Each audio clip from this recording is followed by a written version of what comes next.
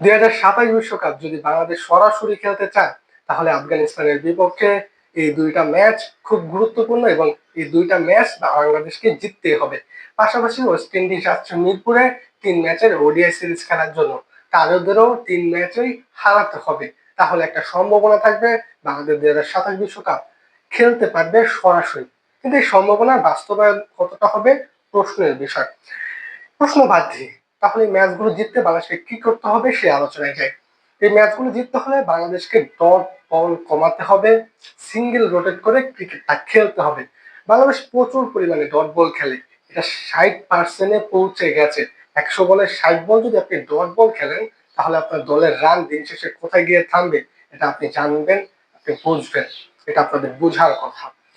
আপনি যখন 100 বলে 60 বল ডট খেলবেন আপনার দলের রান 200-220-এর আশেপাশেই থাকবে, তার বেশি উঠবে না। আধুনিক ক্রিকেটে ম্যাচ জিততে হলে 300 রান করতে হবে আপনাকে, 300 রান করার অভ্যাস করতে হবে। অনেক উইকেটে 260-270 উইনিং স্কোর হলো, সেখানেও 280 রান করতে হবে। এইভাবেই হলে আপনি ম্যাচগুলো জিততে পারবেন।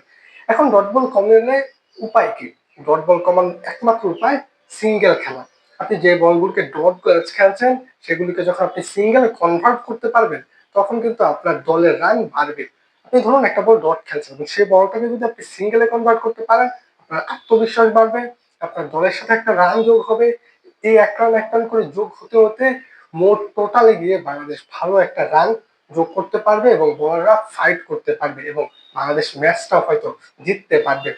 বাংলাদেশের সবসময় ব্যাটিং এ 15 রান 20 রান কম হয়, ওডিআই ক্রিকেটে 30 রান কম হয়।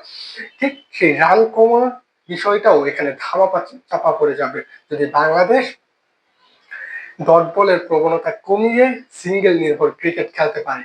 এটাই একমাত্র সমাধান বর্তমানে উইন্ডিজ এবং আফগানিস্তানের বিপক্ষে জিততে হলে।